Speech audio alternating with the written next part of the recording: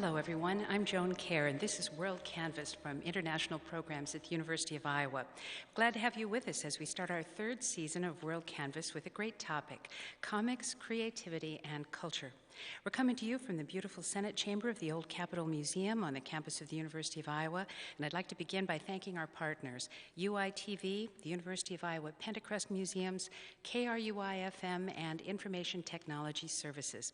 This program is being recorded for statewide television and radio distribution over UITV, Iowa Public Radio, and KRUI-FM. It will also be available, along with all programs in this series, as a free podcast on iTunes. Whether individual cartoons, comic strips, graphic novels, films, television programs, or fine art, comics occupy a unique space in the realm of communication through visual art. They can speak across cultures and hold any imaginable message. They can exist as political commentary, create a universe of superheroes and villains, transmit a public health message, retell great myths and historical events, or simply entertain. Suffice it to say that comics speak a language all their own, and our guests tonight will examine that language from varied vantage points. So let's get right into it. We have a great group of guests here on stage with me just now. 3 are professors here at the University of Iowa. I'll start with Ana Merino, just next to me in the Department of Spanish and Portuguese. Thanks for coming. A pleasure to be here.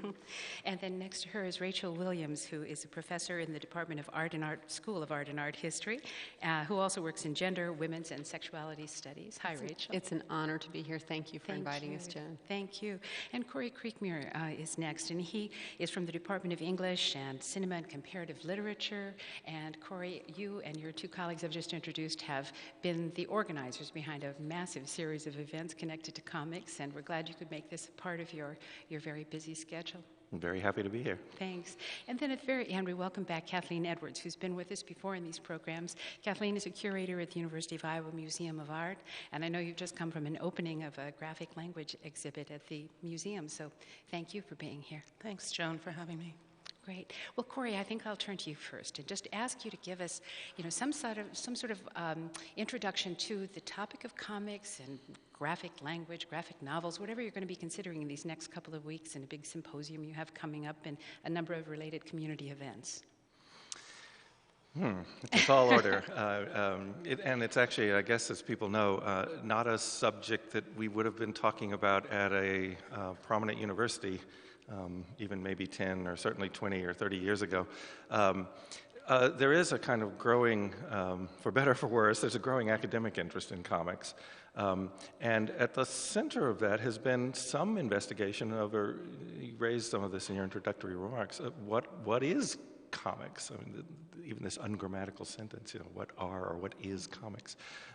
What constitutes something as a comic strip or comic book as opposed to, say, an illustrated book or just simply a drawing or just a painting or an image or a different kind of text, text that might not have images. So there's a lot of discussion around that. But for practical purposes, we've defined comics as, and there's a sort of historical trajectory here, from newspaper comic strips that begin roughly in the late 19th century through the comic book, which of course emerges in the late 1930s and is still with us today, and then the more elevated term graphic novel that's been used in more recent years, particularly to mark off texts that presumably have some more literary status or more artistic ambition. So that's the kind of, that's the range of things we're looking at. And part of the goal of putting this together was to look at the ways in which, I'd say at the core of all the things we put together, the exhibit and the symposium, are kind of 2 central concerns. One is the relationship between the critic and the artist, the scholar and the cartoonist. And so one of our goals is to bring very prominent creative artists to campus with very prominent scholars of comics and engage in a discussion, see if we can speak the same language in some regard. And the other is to raise this as the subtitle of our event is Intercultural and Interdisciplinary Perspectives, and to raise the question that some people have started to explore of comics as an international form. Comics as a form that, I won't maybe go all the way here, but that seems to exist in some form in almost all cultures. And why would that be? Why would this be a form that is too often thought of as distinctly American, maybe only by Americans. But increasingly, particularly with the popularity of Japanese manga, more and more people around the world recognize that this is something that is quite distinctive to different areas of the world, different national cultures, different traditions, different artistic traditions. And so part of the goal is also to explore that. Look at American comics, which have maybe too often been seen as the dominant form of comics, but look at those in relationship to this international phenomenon. Mm-hmm. Well, I'll invite the two of you to speak a little bit about how you got interested in comics and why you sort of wanted to partner on this very big project. Perhaps I'll go to you next, Anna. Yeah, I grew up reading comics. My father is a prominent writer who is a great collector of comics. Among his books in his library, there were a lot of comics. He really cared for them and shared with me this passion for reading. And in the passion for reading, there is also comic books. And then when I came to the States, I got involved with the analytical discourse around comics, and I did my PhD at the University of Pittsburgh, and there I did cultural studies among literary studies, and I decided to focus myself on comic books. And I did my dissertation, I defended in 2001 on comics. Then I was writing a lot in literary journals about comics. I have published poetry books, and they know me for my poetry work, but also I started developing my academic line on comics, and there is how I was totally involved, and was very funny because I know Corey from before in an academic conference about comics, underground comics, and that was a very nice experience when I came to Iowa to encounter with Corey and Rachel, or share our passion and being able to build, an intellectual discourse with the idea of comics and the study of comics, and that is pretty important. Yeah. And Rachel, what about you? I came to it as an artist, and I've been, drawing all my life, and of course I drew cartoons, as a kid, just like a lot of children do. But really, for me, it clicked when I saw American Splendor, and it really sort of, suddenly I realized I could, do research, I can do the writing that I do as a scholar, but I can also do the creative work that I do as a scholar and draw, and use comics to make things that are invisible within a text visible. And so I really came to it in a very different way than Corey and Anna, but I feel very lucky to be on the same campus with both of them. Yeah. Well, coming from what you were saying here, all of you, but you particularly, Corey, you mentioned how far back telling stories in this kind of pictorial way, how it goes back a very long way. Well, this afternoon I was fooling around on the internet, and I looked at the Wikipedia article on comics, and they have a photo there of Trajan's column in the middle of Rome, and the bas-relief that goes up this column telling stories. There's no little bubble with language in it, but how do you all break out what we would think of as comics from other sort of narratives told through art? I would say, I think one of the things that's really interesting about comics is that time is an element within comics. They are sequential, and also the fact that text can be seen as image and image as text, and artists have been using words and pictures together for centuries. But I think comics. The other thing that's really interesting about comics is they never have been seen as art, really, until recently. But I think artists have really mined that as sort of a well to go to for years and years. And I think it's a wonderful way to tell stories. And it's actually been a great way to tell stories, especially within populations where the literacy rate may be a little bit lower. And so I think that's another reason that it's persisted over time. So, Corey, what do you think? I was going to say, I find that the serious study of comics, except for some sort of curious figures in the past who made stabs at it, it's fairly recent. And one of the things I like, it humbles those of us who fashion ourselves as comics scholars, is that the comics always are so far ahead of us. And so whenever you think, well, I know what a comic is, it's the interaction of word and image to tell a story. And then you find a really interesting comic that has no words. And, well, that one doesn't work. And so you say, so comics are, and it's a conventional way to understand, are a sequential form. So all those things in the New Yorker aren't comics then. What are those? Right. Well, this is what I mean. Yeah. And really clever artists always are a couple of steps ahead of us. So one of the things that's fascinating is once you think, well, I've kind of got a clear sense of this, then you'll see someone do something with this form, where it's a very conventional form in certain ways. But then you'll see someone do something you've never seen done before, and you think, well, now I have to readjust what I think they are. So there is a tendency I'm a little wary of to go way back in time and to see medieval tapestries as early comics, and to see all sorts of scroll manuscripts as precursors to comics. And it's interesting to think about that. And the exhibit we've put together has some, not going that far back, but has some 18th and 19th century European examples that suggest comics. Rachel said, artists have been putting word and image together for a long time. So someone like William Blake, who's a poet and a painter, who combined word and image in a lot of his work, nobody would probably call that comics, but it suggests something of the same sort of dynamics or same sort of tensions that you get in comics. But I do think the sort of fascination is that the material is so much richer at this point, at least, than any attempts to kind of nail it down or define it. Is finding that dimension, the importance that press had on the literacy, the communities, how was having that creative dimension being in newspapers, and how was reaching societies and how was affecting societies. That means it's very interesting that we can find narrative art and how this sequential narrativity in art or is, finding a dialogue, and that is pretty interesting. Is why in the exhibition, and I think Kathy can speak about that, there is interesting samples that dialogue with comics and open that. Yeah, let's go to you, Kathleen, and tell us a little bit about the exhibit at the University of Iowa Museum of Art that is a graphic language exhibit, and I know you have lots of interesting things from the collection there.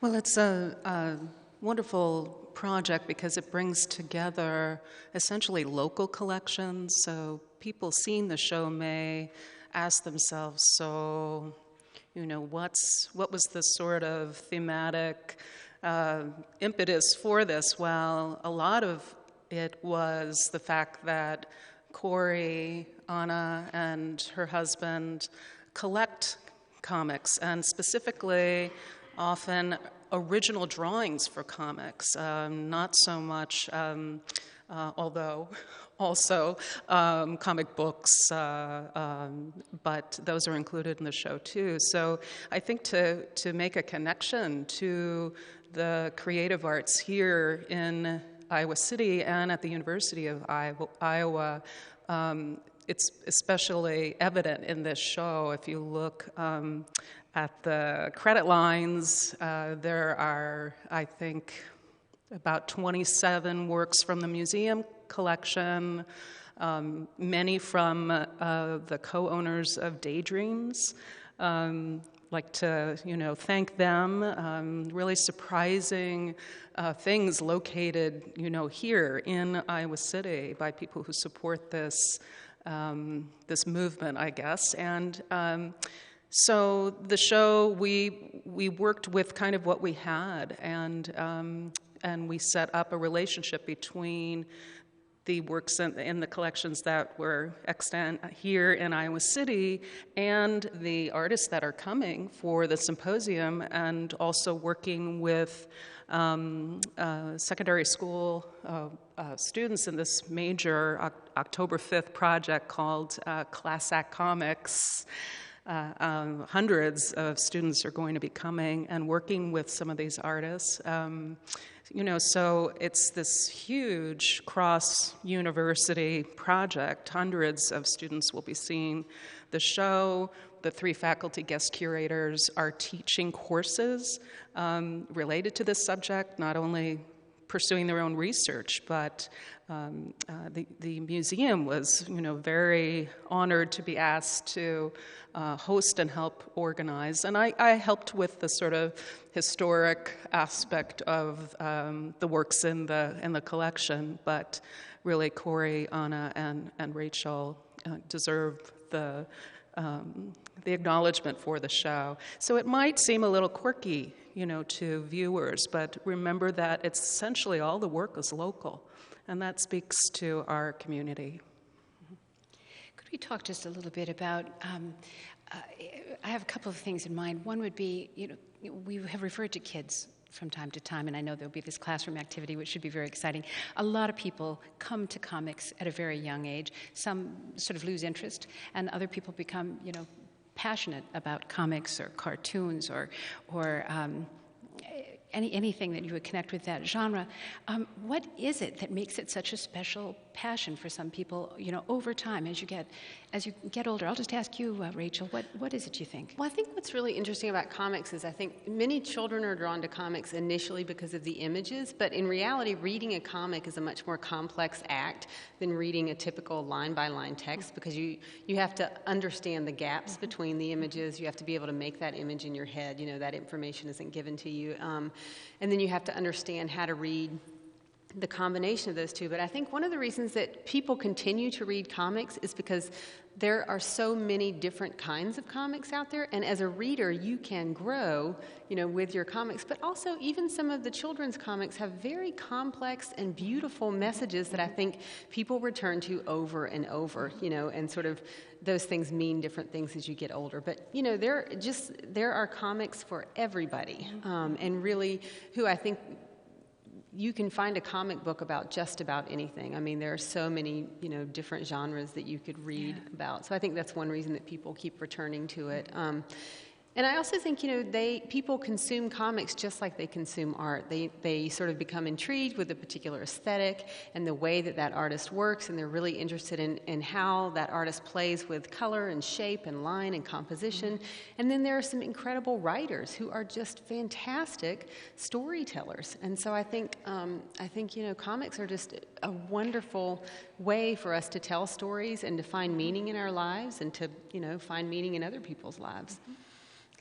I might have thought with the demise of so many daily newspapers or even weekly newspapers around the country that comic strips that ran for so many decades in papers, they would have just fallen away. They wouldn't be there anymore, but they are there just in other places, right? I mean, you can find, certainly the papers that still exist, I imagine, carry comics, but where does somebody go to find comics these days? Sometimes it's these days you can go to the comic store that we have Daydream, or if you're looking for graphic novels, you can share that with the bookstore, the regular bookstore. There is the internet. But the fascinating thing is that many of these materials that had been running over a century, that comic books, that materials in the newspaper, sometimes in many countries they are lost.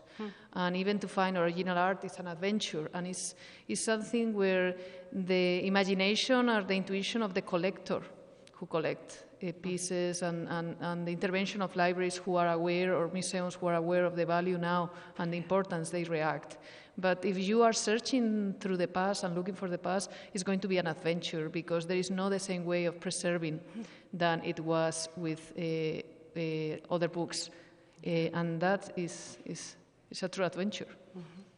You can go, if you stand in the line at the grocery store, you can look at those small magazines, and there are still, you can still get Archie and Jughead comics at the grocery store. Our public library, the Iowa City Public Library, has an incredible collection of comics.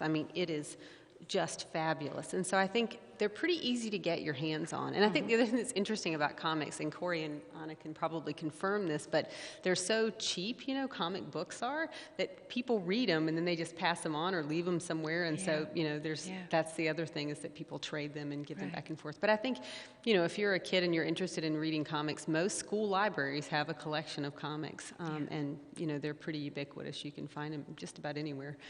So. Publishers now are doing reprints, and that is very important to preserve that you can find reprints of old comics that became books. And the public library is a great venue.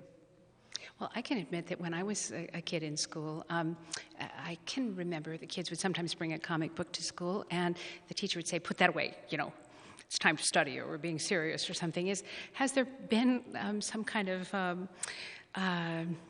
renewal of teachers' interest in the positive nature of comics for younger kids? Well, I think the field of literacy has really changed in terms of understanding what it means to be literate and how to interpret information and material. And so I think, obviously there are still going to be many teachers and parents who, shun comic books and say that this is trash for your brain, but there are a lot of really sort of enlightened educators, is how I sort of like to think of them, who do understand that if you can teach a child to read this, actually comic books, it's actually in many ways more relevant to the information that children are receiving, especially if you look at the way we read the web, in the internet. It's not line by line, and there's images all over that page, and your eye moves through that space in a very different way than sort of this up and down, back and forth format. Yeah. So, I was going to add that there is, I think of the three of us, Rachel is probably closest to this work, but there is a whole growing, rapidly subfield of work on comics and literacy. And a sort of connected network of librarians who have been doing the work necessary to train other librarians, putting together guides, here, because they have to be concerned about, what's age appropriate and things like that. Putting together guidebooks, if you want to get graphic novels in your library, here are the, top 50 you should begin with, and things like that. So those sorts of resources that, again, as you're saying, not that long back were kind of unthinkable. Yeah. Now I think there is a sort of, what do I want to say, an apparatus, that's in place for, again, the librarians in Iowa City don't need to know this. They've known this for some time. But if there are librarians at schools or public libraries or whatever that want guidance on this, there's plenty of it available now. And there's another kind of related area, and this touches on some of the visitors we're bringing, of comics pedagogy, an increased understanding of teaching kids to draw comics, but not necessarily with the aim of giving them careers as professional cartoonists, but recognizing, what Rachel was saying, that a lot of skills are involved in that training. You do learn writing skills. It's not all drawing, but you also learn, you learn something about narrative. You learn something about organization. You learn how to put a page together. You learn how to, make links from panel to panel. So I do think there's a kind of new respect that I have to say I don't think comes just from the sort of fact that a lot of comics have won prizes and things like this now. I think it comes from people really just doing it, and then they realize, it's not just a wasted afternoon in the class to say, you kids draw some pictures. Yeah. To really train them, you're training them to really think in all sorts of interesting ways, and I think there's just much more awareness of that now. Well, as I mentioned in your introduction, you are also in cinema and comparative literature, and certainly a lot of cartoon characters have become, film stars. They've become the basis of a lot of the films that all of us at any age will watch in our lifetime. And how do you feel about that transfer from the comic on the page or the superhero on the page into a film character? I'll try to be as efficient as I can. I have complex feelings about this. I am, again, by training, a film scholar. So I'm often asked, because I work on comics and on film, people tend to assume that I must have a strong interest in all the films that are adapted from comics. I tend to keep those parts of my life actually fairly separate, because I tend to see comics and film, even though there are superficial comparisons between them, and yes, all of the films that come from comics directly, I tend to see them as quite distinct. And so, as Rachel was saying, the fact that there's a temporal aspect to comics, which is a fascinating thing, it's fascinating in part because there isn't a temporal aspect to comics. They're static on the page. And so the way in which they seem to move through time and space is one of the fascinating things about them. Films, to say the most obvious thing in the world, really do move. That's why we call them movies. And it seems to me even that distinction, or films, modern films, of course, have sound. And comics don't, except comics have to have ways to signal sound. So they've come up with visual sound effects. Yeah. Japanese comics are unusually complex in this way. And they've come up with this device that now we all take for granted, but if you stop and think about it, it's quite bizarre. The word balloon. Yeah. When we speak, little balloons don't hover above our heads with what we're saying in them. Yeah. And we've also learned the little code that if they're bubbles, that's our thoughts, and if there's a little arrow, that's our speech. why would we sort of assume that that would be legible to everybody, that that's how language would be conveyed in comic? So that's the sort of extreme formal sort of difference between them. The other difference, I'll say, just thinking of the more familiar superhero films, is if you are a comics fan or a longtime reader of a lot of comics, so things like Batman or Spider-Man or Thor, Captain America, some of the well-known films recently, one curious thing is that the films almost always go back to the beginning and tell the origin story of these characters.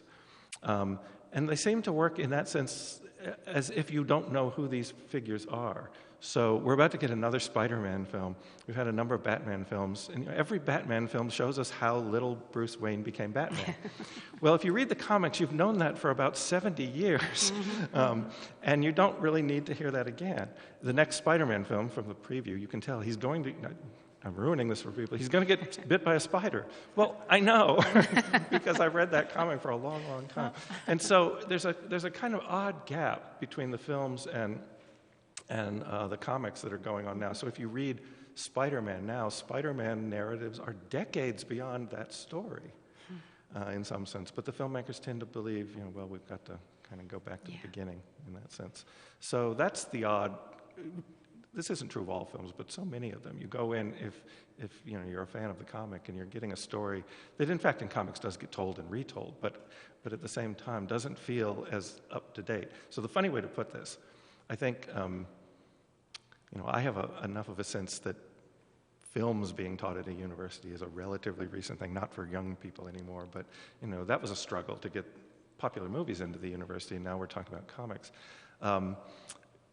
So it now sounds odd because films have a sort of elevated status in our culture. Now most people can accept that films could be works of art. But the films tend to dumb down the comics. And people who have a sense, the comics are for kids and films are more sophisticated, the films tend to not be as smart as the comics these days. Now there are exceptions, like Rachel mentioned, a really interesting one, American Splendor, or some of the films that have been made from not so much mainstream comics. There's been some really interesting examples there. But those aren't the ones most people are paying attention to.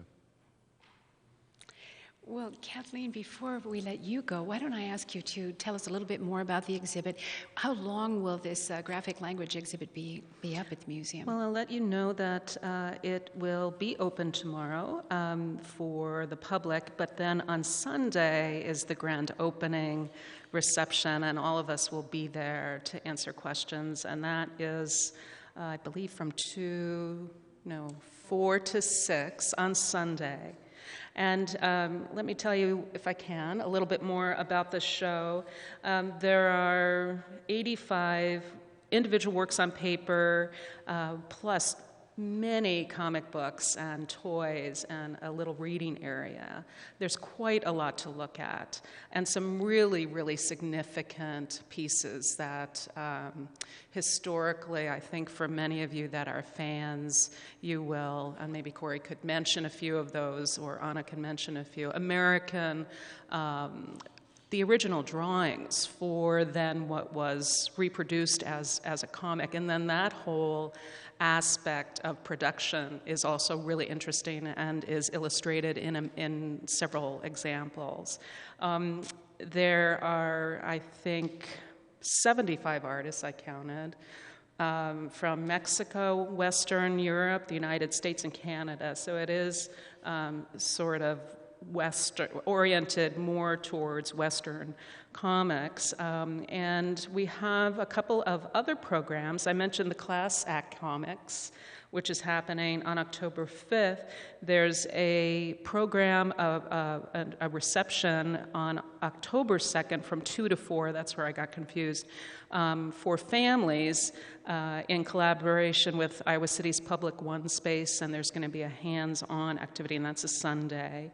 And then the Art Museum has these First Friday events, which have gotten very, very popular. And there's one on October 7th, and there's a cartoonist named Aaron Gillespie coming to sketch portraits. And then October 29th, and I'm sort of showing off this little invitation on the back of my notes here, is the museum's annual fundraiser, and it's a black and white bash. So I hope all of you will come out for that. And then the final program that the museum is focusing on or is sponsoring is a panel with this group. And I think in that setting, we'll be in the space or next to the space, and we'll go into some real specifics about some of the works in the show. Great.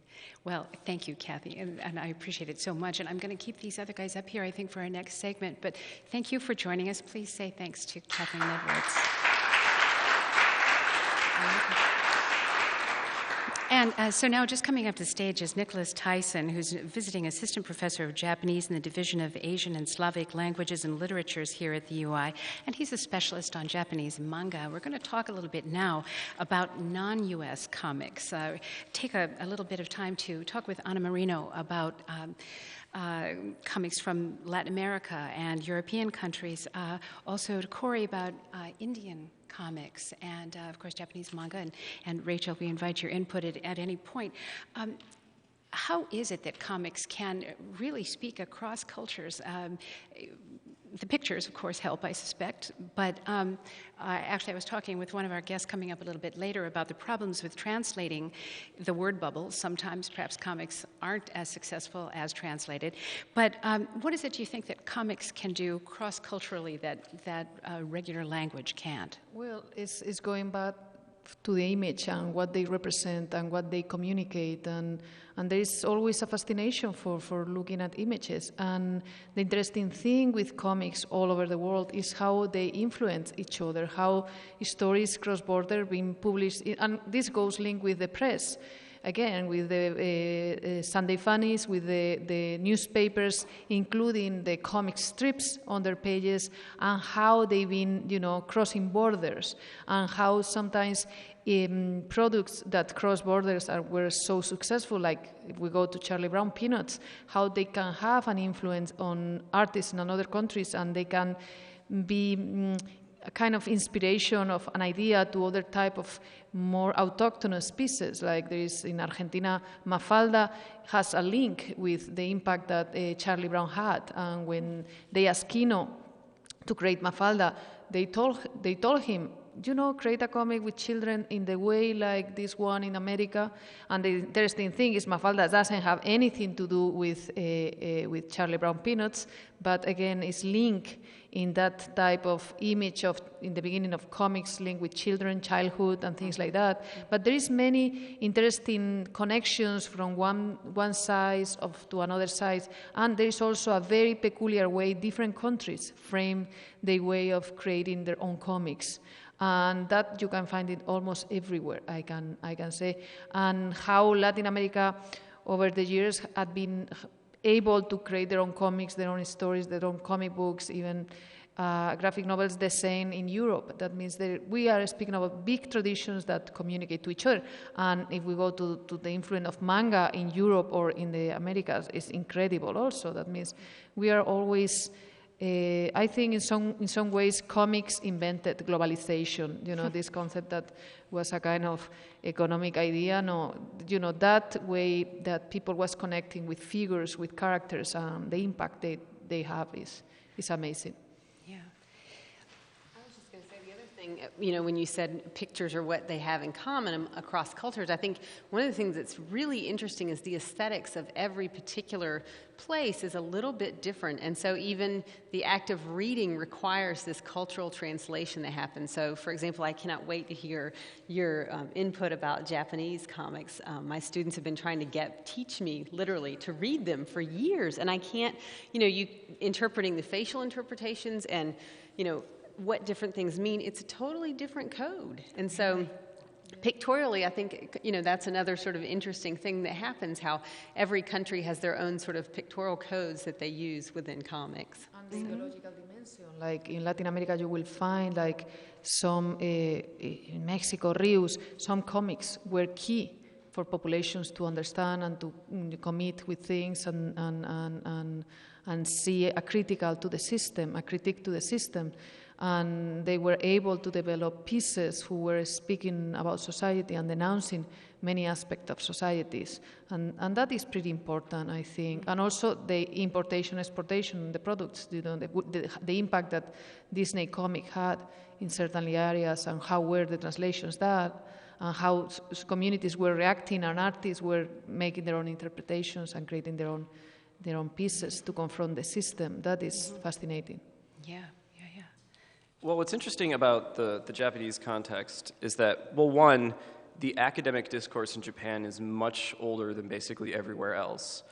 And so as a result of that, I mean, it goes all the way back to the 50s and even into the 40s. And as a result of that, one of the things that doesn't quite come over into the US is the way in which formal considerations of what comics, of what manga is, I guess I should use that term specifically because it's very much compartmentalized in Japan. Formal considerations of what manga is or could be is often very explicitly linked to theories of racial identity. And so, there's this really creepy, I don't even really know what you'd call it. It's an acceptance speech that Miyazaki gave before the Cartoonists Association in Tokyo. And he literally just came out and said, well, Japanese brains must have this propensity for, single-line drawings and open spaces, and that's why we love manga so much. Well, no, that's not why manga is the way it is. It's the way it is because they had to produce it very cheaply. But then as a result, there are these two discourses, historical discourses within manga studies in Japan, where on the one hand you have critics who overemphasize the immediate post-war period and the American influence, and then the question of the American influence is really an interesting question in and of itself.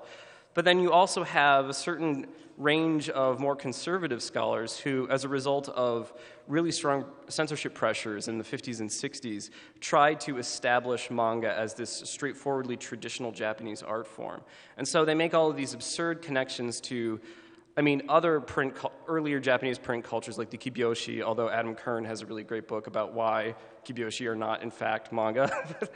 And then they even go back as far as these emaki, which are figurative scroll paintings from the 12th and 13th centuries.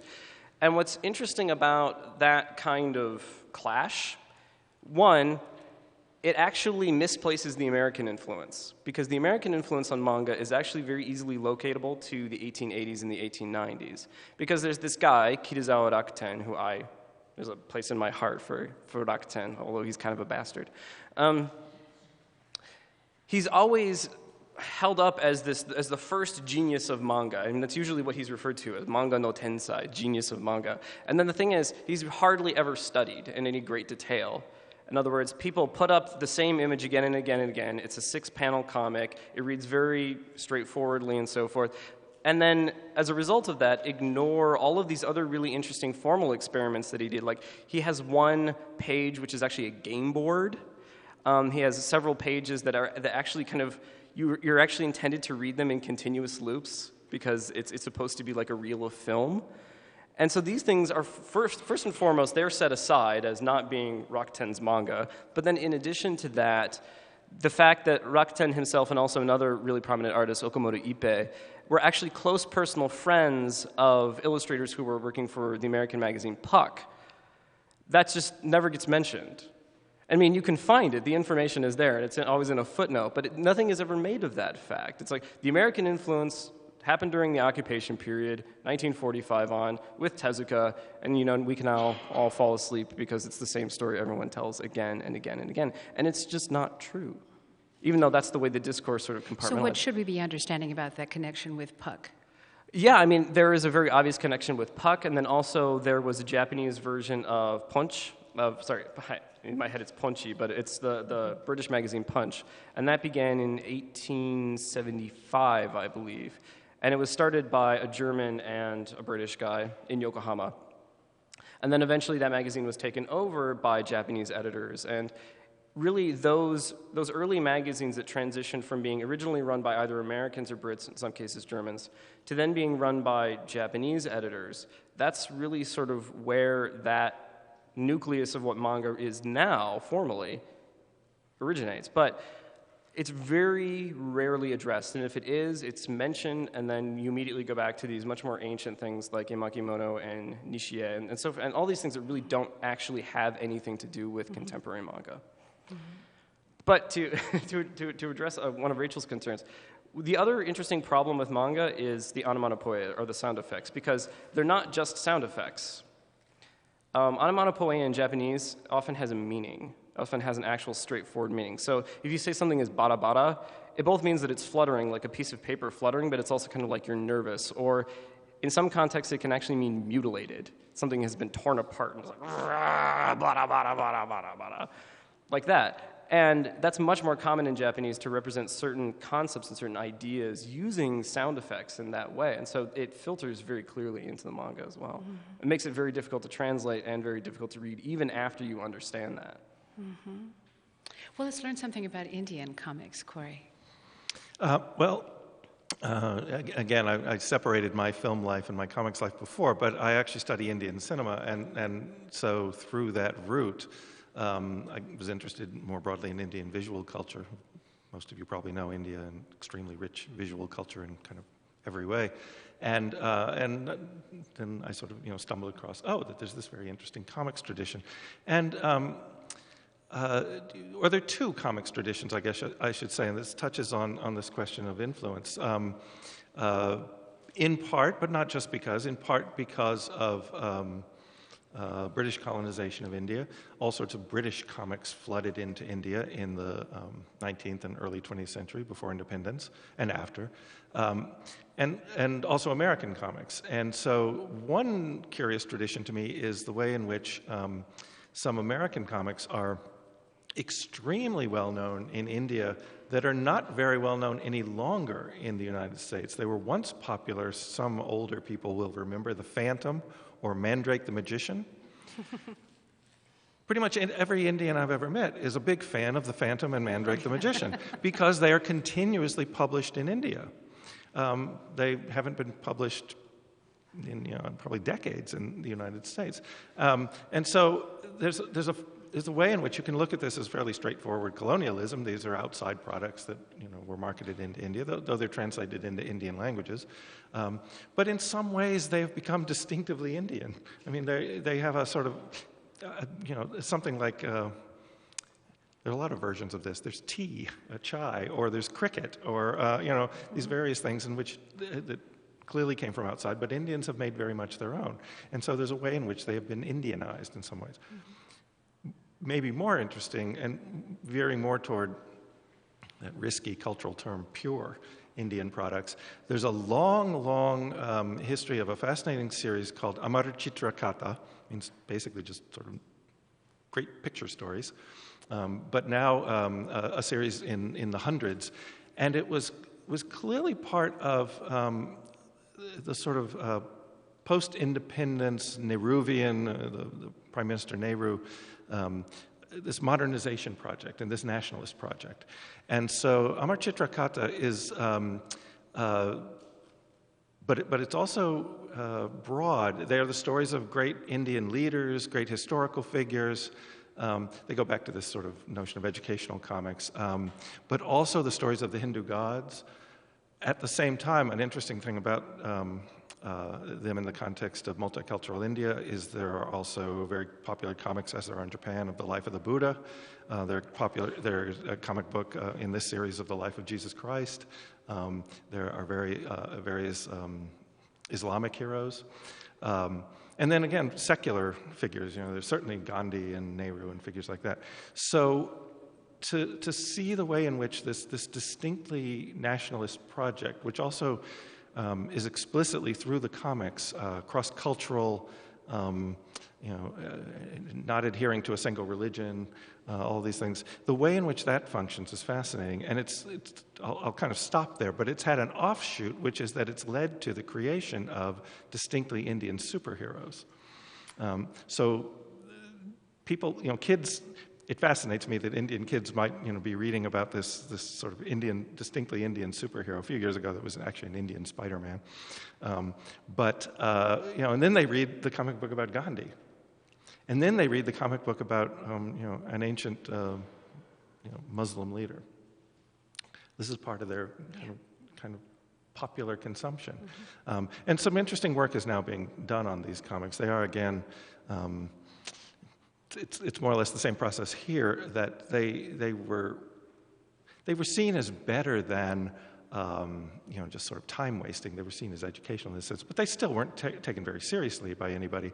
And then over time, people started to realize that that's where a lot of Indian children got a lot of their historical and cultural knowledge. Mm-hmm. And the comics aren't that bad in that way. I mean, it's not as if they get the things wrong or they tone them down too much or something.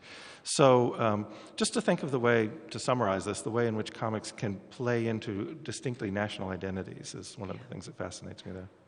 Yeah, and that will link with Europe and how there is certainly countries who are key to understand comics, and the influence they had is amazing. France, Belgium, the Francophone comics, the bande dessinée, that the clean line, is what we call it in Spain, the La Línea Clara, is so important to the development of comics and the understanding of the beauty and the art of comics. Everyone knows, and you go to the bookstore here and you can get a Tintin by Hergé or Asterix, different, key comics who are been there for many, many years and are been shaping our understanding of comic books. And there is something very fascinating is Europe had the same with Spain. Comics were so fundamental in the shape of the culture, and even the relationship, for example, between Argentina and Italy in the 50s, and how, artists like Hugo Pratt, who had the experience to go to Argentina, is an Italian comic artist, fantastic, and he learned from comic artists or script writers like Osterhel how to do storytelling, how to adapt stories. That means, the world of comics and the countries and how things are being happening in countries is amazing.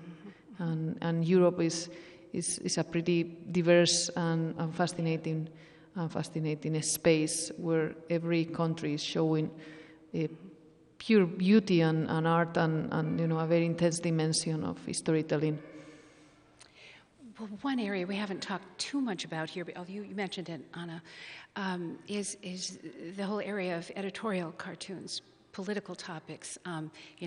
One frame telling a very big story or lodging a very big criticism, and flying over the internet in just a moment, and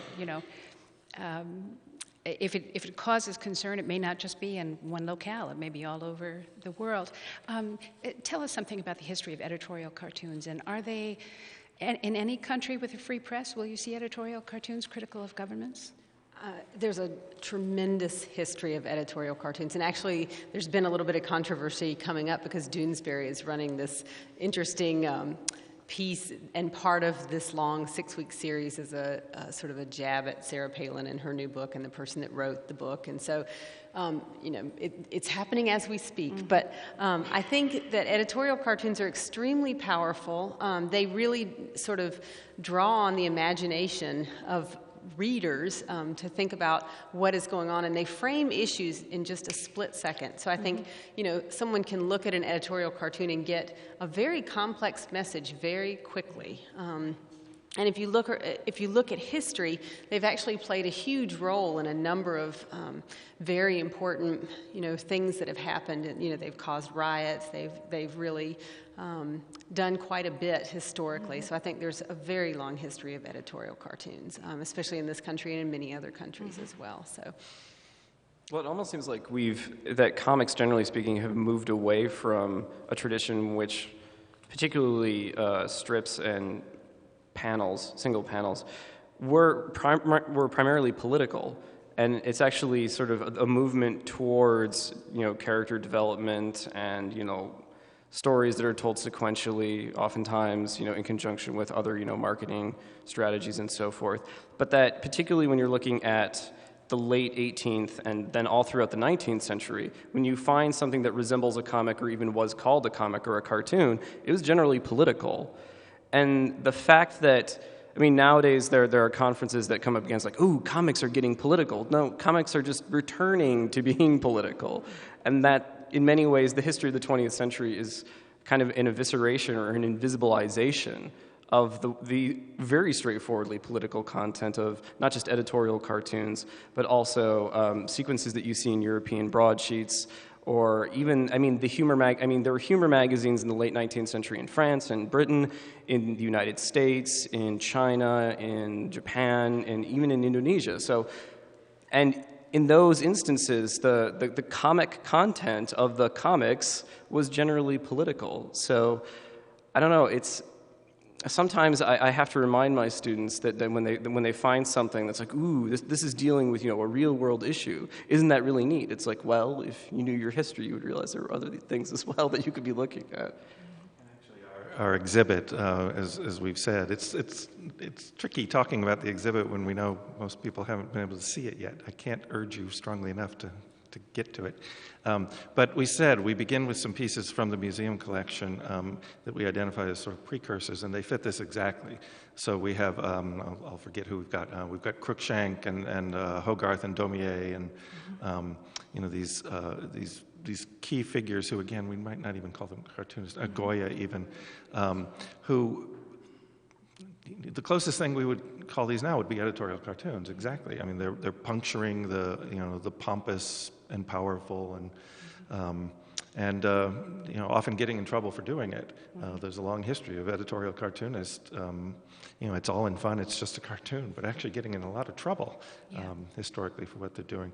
For whatever reason, it does seem to me those of us, I'll include myself, who study comics tend to separate political cartoons off as their own history. They have been more seriously regarded in the past. They're probably more often discussed in the history of journalism, maybe, than in the history of comics. But yes, I think they're one place where the significance, the social, cultural, political significance of cartoons has always been acknowledged. And as Rachel said, at times there have been these sort of debates over, a lot of newspapers put Doonesbury on the editorial page because they don't think it is apolitical enough to go on, the funnies pages. For a period, comic we actually have represented in the show, but it has an Iowa connection. Some of you know Bloom County at times ran into this same kind of problem. Well, I just want to read funny stories about a talking penguin, and they're talking about the president here. So, what do we do with things like that? And there are a lot of comics that blur the lines between editorial comment and the more entertaining function of cartoons. Yeah, it's that idea. When you swim into the ideological dimension, and it's very interesting if you look at the comics in Spain from the 50s and 60s, under Franco dictatorship, you are going to see that comic artists, they were doing comics for children, and they were inserting their criticism to the society and the circumstances of the society through the stories, the one-page stories with very interesting characters on the children's materials. And that is fascinating, because was the only way to question the society was putting characters in a daily life, suffering and having difficulties and confronting power in their own way, in a way that they were questioning the Spanish society at that time and the difficulties they were going through. And the censor didn't realize, because that was for children. They were not looking at that. And that are fascinating ways that you see comic artists try to make their message, try to express things and looking ways to put society in the eye of things. Comic artists have also been sort of co-opted by political parties, to be propaganda machines in a way, and sort of to present a particular picture. I mean, there's a long history in this country and in many countries where, the government has sort of urged cartoonists to do, this or that in the service of patriotism. So I think, that's the flip side of what you were just talking about. Yeah. Why it's so fascinating, this field, because it's open to every type of perspective and situation. Just to bring us down a little, a sad footnote to this, but I think many people are aware of this, is with the reduction of the size and the significance of the daily newspaper, editorial cartoonists have taken a really serious hit. It's been one of the easier positions to let people go, because if you're part of a syndicate, you just pick up a cartoon that has been drawn in New York or drawn in Washington. Most fairly large and even small papers used to have on staff their own local editorial cartoonists, and that's fading fairly quickly, unfortunately. That may be true, but most webcomics are overtly political in one form or another. I mean, even something that seems as straightforward as like Penny Arcade, which is supposedly about, the gaming industry and all of its various paraphernalia. Oftentimes, it's very much about sort of skewering these producers and particularly producers of video games who become overstuffed and overpuffed and actually taking them down a peg. And one of my favorite webcomics, PhD, is specifically about the trials and tribulations of grad school and about the, pardon my language, of graduate school. And so the thing is, webcomics have taken over a lot of what used to be the realm of both syndicated comics and then also in-house cartoonists. For better or for worse, I'm very much on the fence about whether or not that's such a great thing. But what's great about the fact that it is moving over into a realm where, one, webcomics are really easy to produce and to distribute. Two, oftentimes there's almost no editorial oversight whatsoever, so they're free to be political when they feel like it and not be political when they don't particularly feel like it.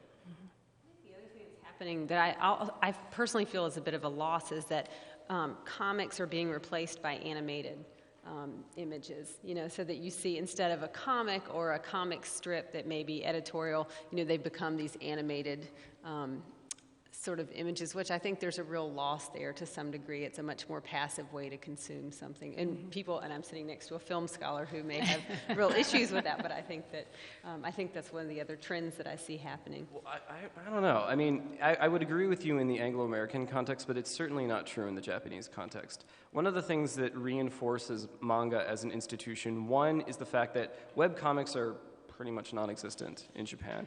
Two, comics are pretty much always in print in Japan, regardless. And that has a lot to do with the institutions of the manga anthology, the weekly and monthly anthologies, but also the fact that manga stories are used for everything. The vast majority of films, television shows, basically any narrative content that is produced in any medium in Japan usually originates in a manga. And so it has this kind of institutional presence that is a lot harder to tear apart, whereas, in the U.S., most television shows are not derived from comic stories. So as a result, there aren't those other multimedia that sort of buttress it and keep it afloat. Mm-hmm.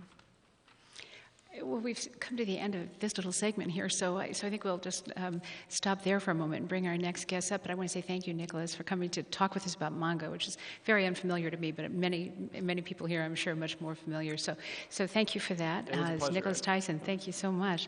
And you guys can stay here. We're going to have 3 people come up, so we may need... Okay, Anna. So I'll invite you to come on up as I give our next announcement. Thanks.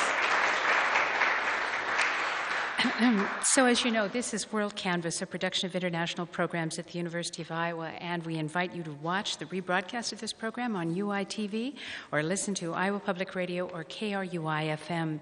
And links to the broadcast can be found at International Programs website, which is international.uiowa.edu.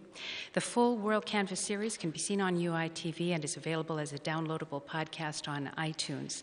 Our next program will be in this room on October 7th, and our topic is New Culture and New Welfare in South Asia, with a focus on the arts. I think it'll be a really interesting program.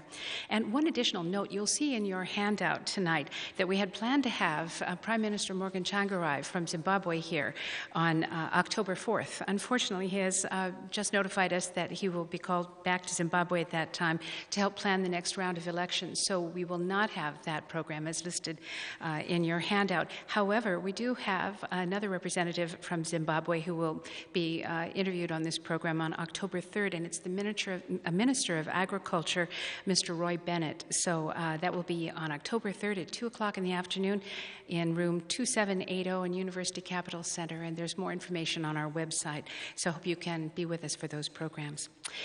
So now I will introduce some people that you haven't yet met. Just next to me here is Nicholas Yanis. Hello, Nicholas. Thank you for being with us. Thank you for inviting me. Mm-hmm. And you know Rachel, you know Corey, and Mark Isham is further down the row. And then Cynthia Laborde is our final guest. So please welcome everyone who's here. So Nicholas Yanis is a graduate student in American Studies, and I know that you are a web journalist for sci-fi-pulse.net. Yes, I am. And you are studying comics, writing a dissertation on comics. Among other things, yes. Among other things, yes. Okay, so we'll come back to you in just a second. And Mark, you teach here at the University of Iowa, and I was talking to you before the program. You have many varied responsibilities, some connected to the business school, some in the Department of English, and perhaps you can explain what you do. I teach for the College of Engineering and the English department, and then I also do seminars for companies like Rockwell and John Deere and so on. I have gotten involved in comics sort of by accident. I invited Cody Geiselman to come to my class once as a visitor, and she's a local artist, and she kept a daily comic, and I thought, well, that's really fun. I wish I was an artist. I wish I could do that. She said, you can. Everybody can keep a daily comic. And so from January 17th, 2007, I've kept a daily comic of my life. And it was a great adventure. And I started drawing my experience as a teacher and my experience going to seminars and in companies, as well as things at home.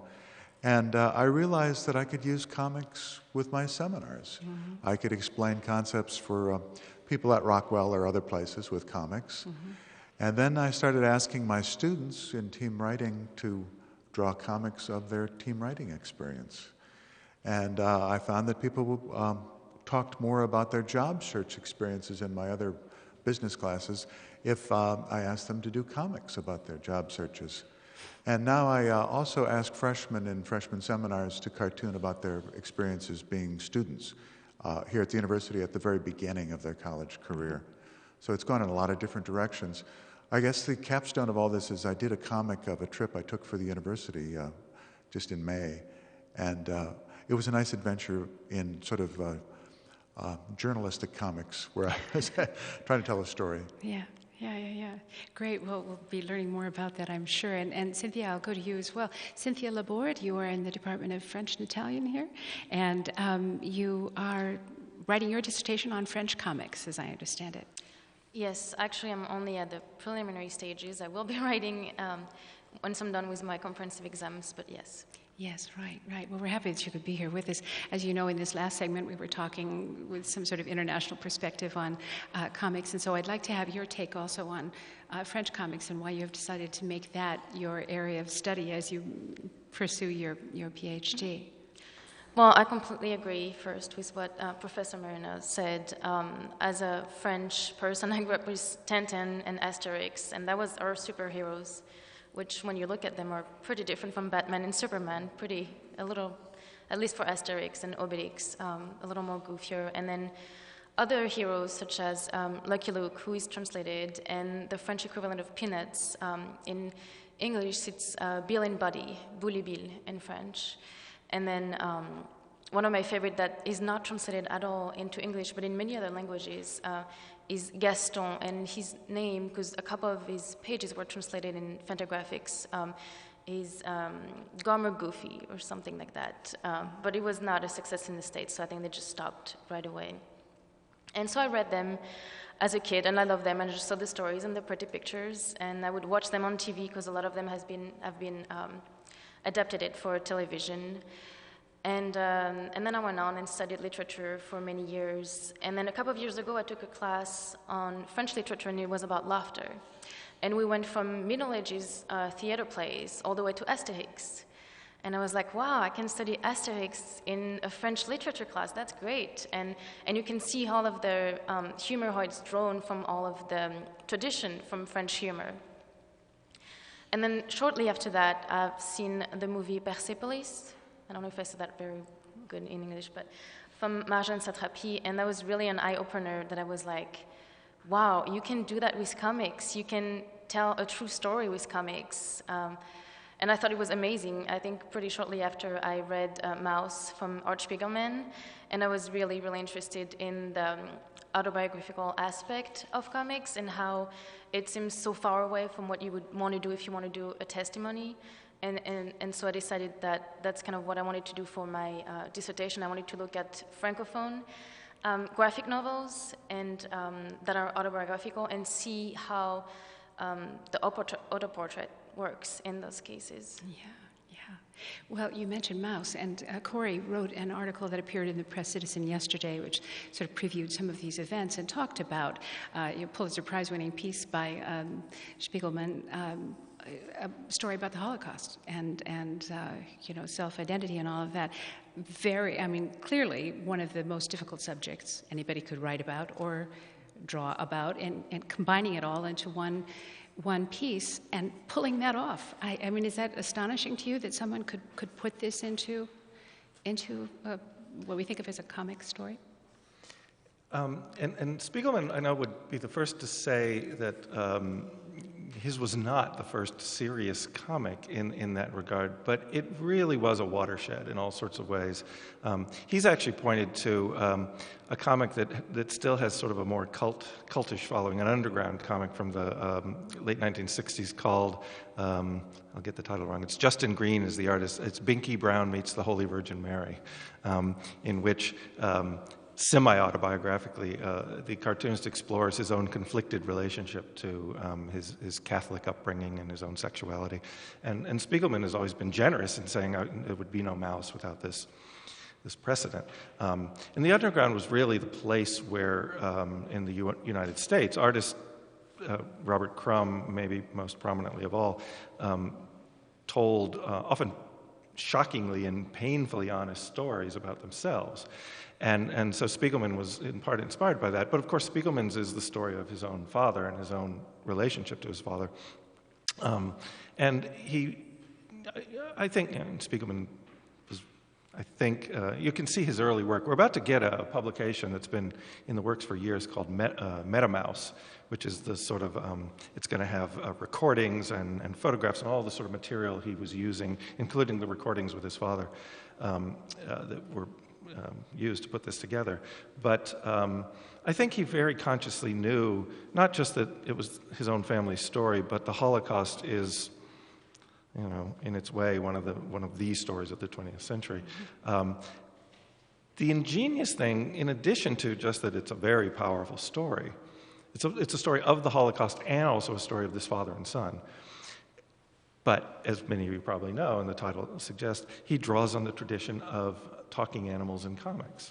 So the Jews in Mouse are all mice. The Nazis are all cats. The Poles are all pigs. The French are all bunnies. And it's often amazing to me, I'm retrieving this because that's one of the things that makes it crucially coming out of the history of comics, which nobody knows better than Spiegelman, that it's often highlighted as, it's a comic that's about a serious topic, but it's also talking animals. And so I do think, the real genius of it was to bring those together in some way. And Spiegelman has said this, he actually said this here when he gave a lecture on campus, right after he did his later book, In the Shadow of No Towers, his response to September 11th. That Mouse had a funny effect in the United States, at least. It became the graphic novel that all English teachers taught. And for almost a decade, the only graphic novel that English teachers taught. And Spiegelman himself has clearly been dismayed that, he had great success with it. It made him famous and wealthy. But it became for a long time, for people who said, well, I don't read comics, but that's a serious comic, and that one I'll read, and that one I'll teach, and I won't read any others, and I won't teach any others. Now that's started to break. As Rachel was saying before, you can find comics in any genre. You can find autobiography and memoir, and you can find history, and you can find journalism, and you can find superheroes and everything else. You can find coming-of-age stories. You can find gay and lesbian coming-out stories. There's such an amazing range. But I do think for many people, Mouse was the sort of opening of the possibility. And another, simultaneously, Harvey Picar's American Splendor stories, which were almost the polar opposite of Mouse, not one of the most powerful stories of the 20th century, but these very quotidian, everyday, mundane things. Harvey Picar, who worked as a file clerk at a veterans hospital, and didn't have the ability to draw, so he brought in talented artist friends, including Robert Crumb, to draw his everyday stories. And I think for a lot of people, those that were almost simultaneously gave people the idea, comics can be something very different. They can be personal. They can be serious. They can be autobiographical. So I do think that spurred things like Persepolis, and around the world, it's now, almost its own subgenre of, the cultural backdrop to, the story of a young girl growing up in Iran, or the story of a young man growing up in, North Africa, or this kind of thing. It really has opened up these possibilities. Well, Nicholas, in your research on comics, where do you intend to put your focus?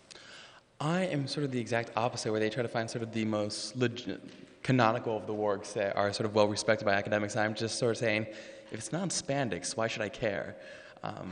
I tend to focus more on, since my undergraduate thesis was on the X-Men, which is one of the most successful franchises in history, I just sort of compared it to the evolution of civil rights in America, because the first issue of X-Men came out 1 month after Martin Luther King gave I Have a Dream speech in Washington. And there's always a intentional sort of civil rights metaphor deployed in this franchise, so I just wanted to illuminate that. And then my master's thesis was on World War II comic books, specifically looking at how Jewish Americans, and it gave me this excellent opportunity because my grandfather was a Jewish American who fought in World War II, and it allowed me to bridge that interest with my love of comic books and learned how so many of the founders of the comic book industry were Jewish Americans, if not first generation, but immigrant Jewish Americans who were really sort of found their way into this media because they weren't allowed elsewhere. And so you see in a lot of the major superheroes at that time, Superman, Captain America, were predominantly created by Jewish Americans, and there were these outlets for these Jewish American politics. And so sort of my love is sort of salvaging these sort of popular characters, try to show that there's all these important politics layered into them. Very interesting. I didn't even know that history. Yeah. A good example is Captain America, whose movie just came out, huge success. His two creators were Joe Simon and Jack Kirby. Jack Kirby's real name was Kurtzberg. Another significant figure at the time is Stan Lee, whose full name is Stan Lieber. And there's sort of this history of comic book creators, and when you learn their real name, it turns out they have that they're Jewish, and they Americanize their names to fit in and better sell their products. So do you feel when you're looking at these comics, are you getting Captain America, is the story the same story somebody who is not a Jewish American might have told, or can you see some sort of theme that relates to the fact that the author may have been a Jewish American who didn't fit in some other places, and here through the comic book he could promote American values that were maybe not really we weren't treating him fairly in public life. I mean, I don't know what you're hoping to find. An example of that is Captain America's first appearance is him punching Hitler in the face. This is approximately March 1941, and this is several months before the Pearl Harbor attack, before he declared war against Germany. Jewish Americans were painfully aware that they didn't really know that the Holocaust was going on, but they knew that there were family members that were disappearing in Europe, and they knew something was happening. And they were really this interesting group because they are one of the few groups in the U.S. that supported both the New Deal and the effort to go to war. And so, excuse me, a lot of the comic books sort of straddle their need because they were sort of an economically disparaged group. So they wanted these comic books to talk about pro-New Deal policies, but they also realized the country would have to go to war. So going back to the example of Captain America, a lot of the issues have these very pro-war mentalities. Prior to Pearl Harbor, there's actually an issue, Captain America, where an Asiatic force is threatening Pearl Harbor and Captain America has to stop it. And this is just months before the Pearl Harbor attack.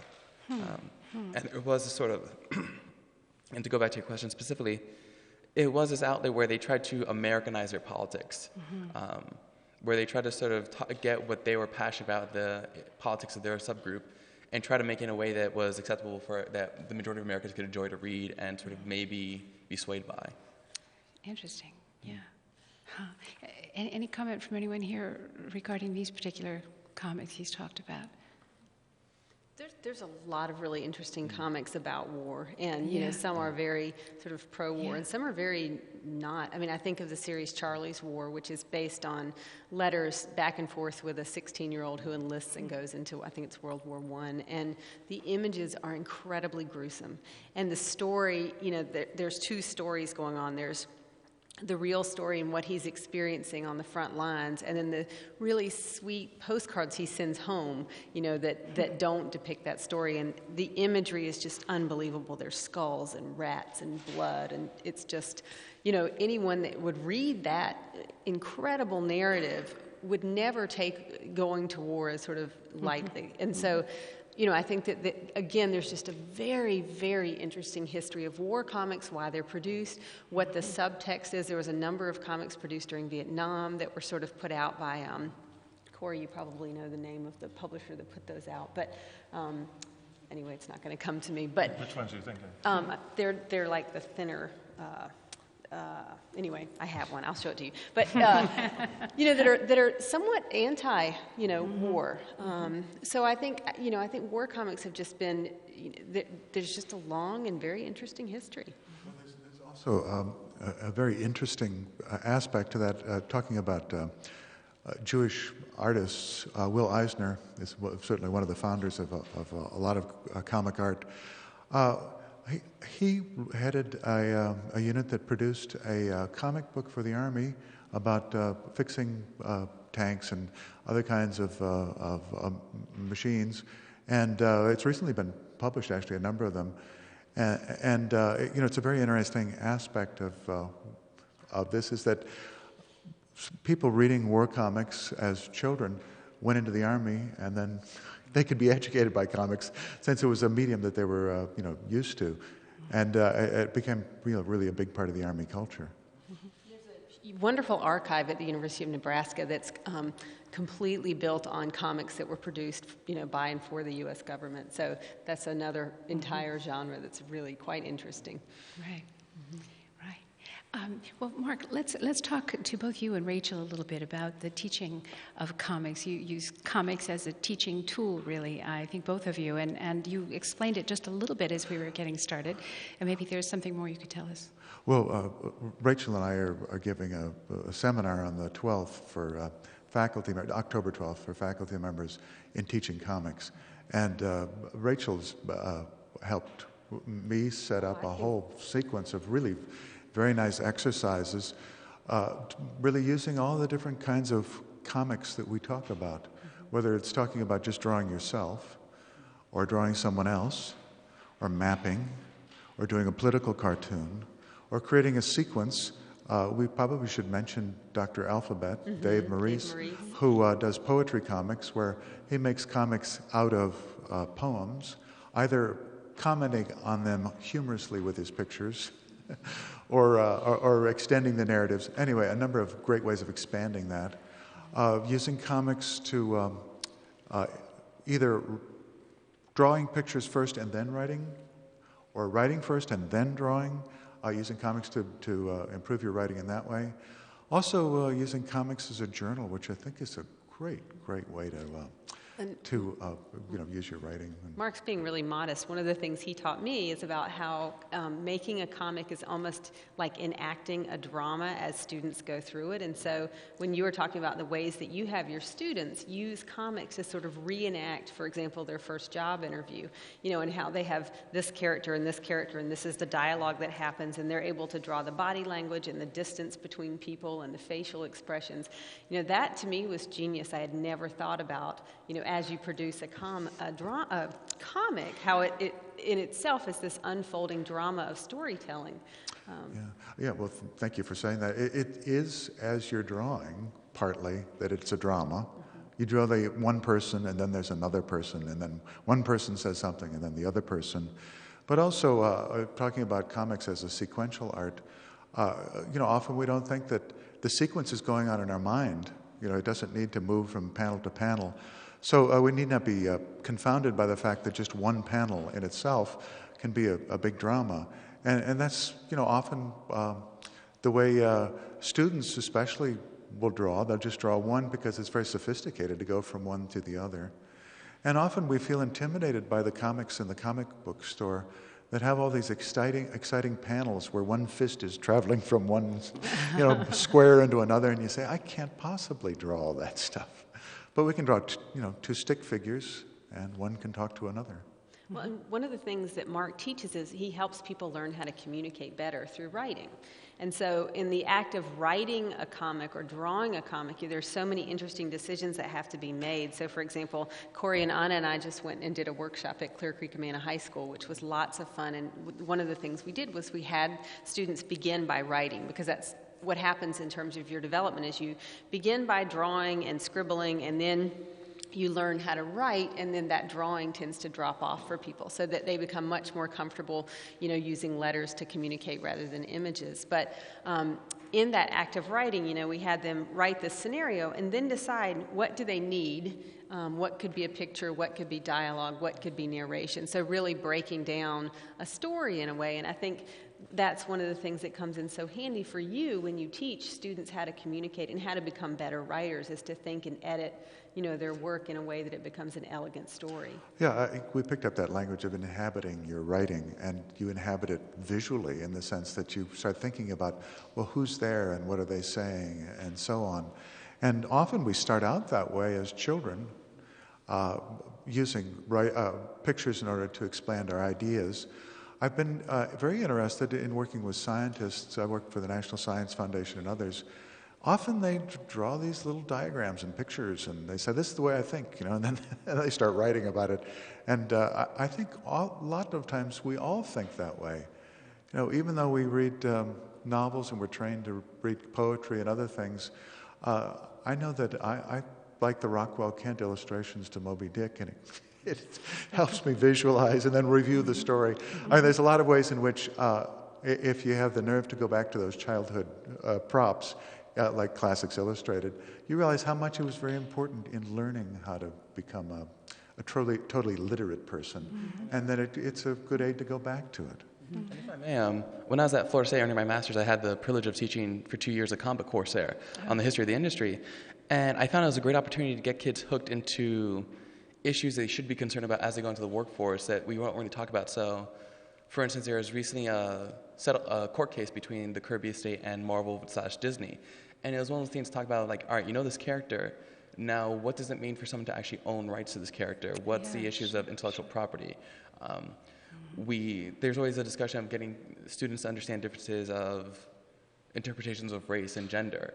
And when it's just a word, it's very difficult to understand what that means. But when you have over 100 years of images depicting African Americans or women, you can sort of go through this history of what it meant to be, what does it mean to be an idealized female figure? What are the problems associated with this? And I always found it as a great tool to, as I said earlier, just get students to be thinking outside the comic book to the real world, and then actually get larger ideological issues and drag them back to the comic book and realize what politics are being debated in between these panels. Yeah. And Mark and I, when you talk about drawing images of other people, that's a really interesting thing. Mark and I were talking at one point, and we've had so many wonderful conversations about teaching comics, how to make comics, the act of making comics. And we were also talking about how when you have to draw another person, you really have this, you observe that person very closely, and you observe them in a way that you maybe hadn't before. And the same with the setting. So, for example, I just went to this wonderful school in Cedar Rapids, and the teacher was using Jessica Abel and Matt Madden's book, Drawing Words, Writing Pictures. And there's wonderful chapters about character development and setting and story. And, they had to do these different settings that were that they were familiar with, and to have to go back and observe those settings and figure out, how does that blanket fall, and what's on the wall, and how close is it to the window, and how do I put all of these things in a space. So I think there is this observation of other, especially when you talk about drawing characters and people. And when we've had students do slice of life comics where they actually have people that they know. So, for example, in Mark's comics, you draw your spouse, your cat, a number of people that you're quite close to. And so there's this really interesting relationship of how do I depict them humorously but respectfully? And, you might want to talk a little bit about that, because you've told me some great stories about that. Well, it is difficult to draw people that you know, since you don't always don't always know how they're going to react to it. But I think what happens, and I see this in my students too, who draw about their experiences as students, is you create a cartooniverse that's sort of a parallel universe where you come to accept the way people look. And that's why I stress the point you don't have to be an artist. You stress the way in which people, it's like being a caricaturist, certain things that really signal what kind of person they are, what kind of personality that they have, and you don't have to be an exact replicator of what they do. And then you're really off and running, even if you're only doing stick figures.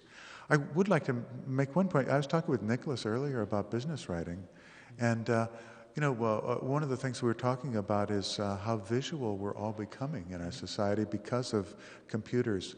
A lot of the things that I teach people in writing is designing a document rather than writing one. And I think that's because of the visual way in which we're encountering things. And I just want to stress that point, that although we can talk about drawing and the comics and other things, we're talking about a very sophisticated medium. And when you teach students about cartooning, you talk about every part of narrative, as Corey was saying, a point of view in all of these different things. And when you talk about people like, Spiegelman with Mouse or Joe Sacco, who's coming here, those are extremely sophisticated documentaries. And the thing is that we're just opening ourselves to the fact that we do more things than just use language. That language in itself can suggest things, but beyond that, there's pictures and sounds and other things. And we get into that. And that's the wonderful thing about, drawing about your life, is that you can actually put all of this stuff into it and suggest it in a language that has lines. And we have some wonderful storytellers coming for our event on October 5th, 6th, 7th, and 8th. So John Porcellino is coming, who is known for telling these beautiful, very spiritual, in many ways, stories about his life. We have Jessica Abel, who's also coming, who's written, many things, but a semi-autobiographical piece about traveling to Mexico. We have the Hernandez brothers. We have Joe Sacco. We have just many, many people. James Sturm, who's coming, who writes about he tells beautiful stories that are couched in Jewish history. And the range, their artistic range is just phenomenal. If you go to the exhibit, you'll see pieces from all of these people, and you can just see they all have a very different way of telling stories with pictures. Some are very simple and elegant, and others are just so extreme in terms of the drawing. So, just to add one of our other key figures, Phoebe Glockner, who does very difficult material, often about sexual abuse or the sexual lives of teenagers or adolescents, but she was also trained as a medical illustrator. And so she brings that kind of curious subgenre of illustration, where you draw what the inside of the body looks like for medical textbooks and things like that. She brings that into this narrative work that she does in fascinating ways. So yes,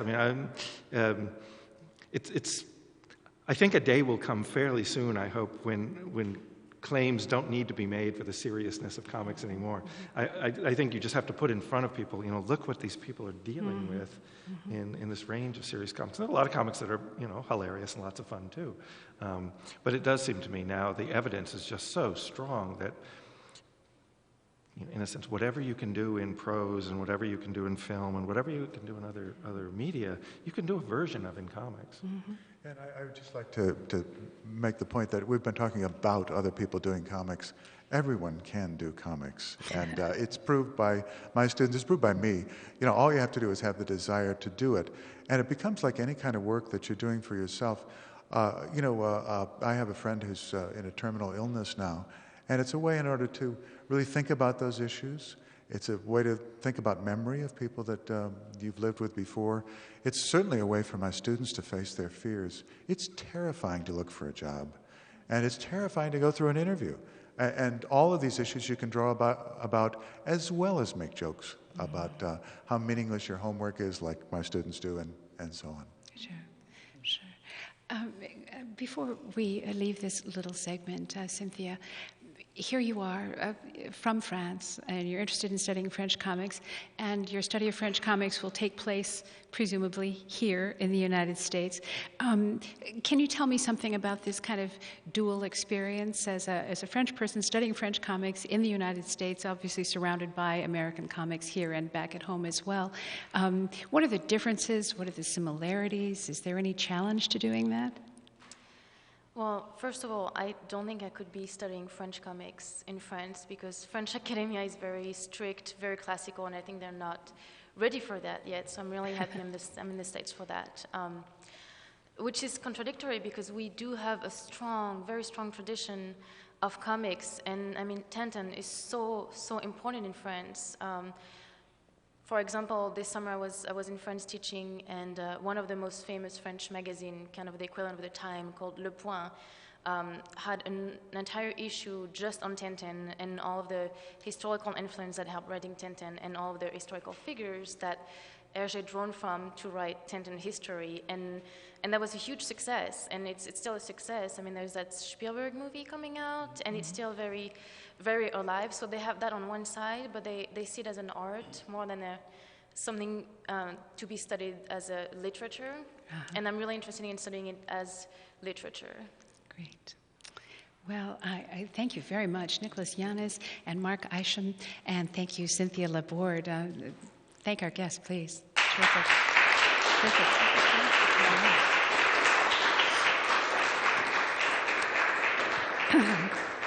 And so we come to our last segment now, and you can stay or go, Rachel, whichever you like. Please join us. And we're inviting Matt Brown up here. Hi, Matt. And is Marshall Poe here? Marshall may not have made it, but we are very happy to invite you up, Matt Brown. And you are the director of the Center for the Book. I'm sorry about the bright light behind you there, but the director of the Center for the Book. And I know that you are also in the Department of English, and we're very grateful to have you here. In this kind of last wrap-up segment, I'd like to talk a little bit about comics as books, as physical items. What's your interest in or experience with comics, just as an individual? Well, I came of age with comics in that mid-'80s moment when Spiegelman's Mouse was published, and I was in college. And so I'm sort of the dilettante English professor who only teaches Mouse. But it's not for lack of interest in the range that's been covered and will be covered in the Symposium, but it's rather because I teach courses that are particularly interested in the book format, and I think Mouse is really rich in that fashion. Yeah. But I should say, too, there are a whole set of comics artists that came to the fore in the mid-'80s, along with Spiegelman.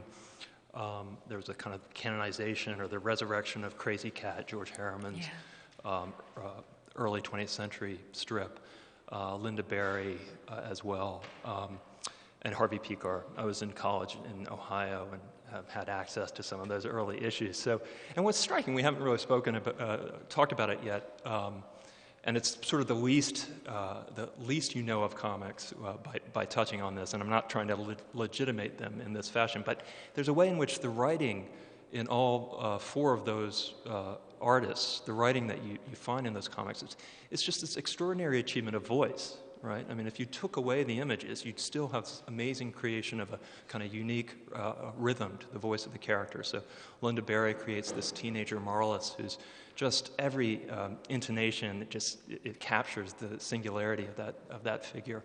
Vladek, Art Spiegelman's father, also sort of idiomatic, kind of hybrid Yiddish English that's specific to Vladek. And Harvey Pekar, this sort of working class hero. And it's all happening through the writing. But that's just the beginning of the sort of multimedia quality, I think, of comics. So that was sort of, but that that's where I got on the train. Mm-hmm. But I think my touchstone for comics will be Mouse, just because I think that's potentially familiar to people, and and it's especially rich, I think, as a book. Mm-hmm. Well, so we mentioned that you direct the Center for the Book, and it's an incredibly important part of this university, and something I think we really are proud of and should be proud of.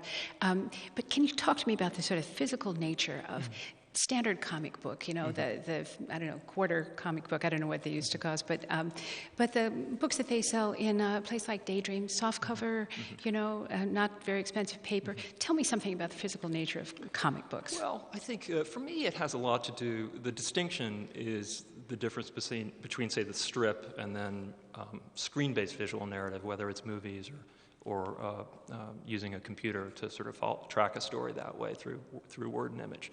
And I think the particular achievement, again, making reference to Mouse, is the way that the book format, whether it's magazine, pulpy magazine, or high-end, highbrow graphic narrative, is that it's paced and sequenced in a way that happens over time, over 200 pages. So clearly there are temporal issues in going from panel to panel, but there's a way in which a comics artist can arrange the entirety of a narrative that, say, in Spiegelman's case, he's composing pages that are echoes or sort of rhymes of previous pages. So the design of a single page will allude to the design of a previous page. And that has everything to do with the temporality of the story, which is memoir, which is recovering this moment of the Holocaust, and urging readers not to let go of that memory. And so it literally sort of moves you back in time into the book as you compare different pages within it, and that's something that the book format, because of its static nature, can do. Whereas movies and the screen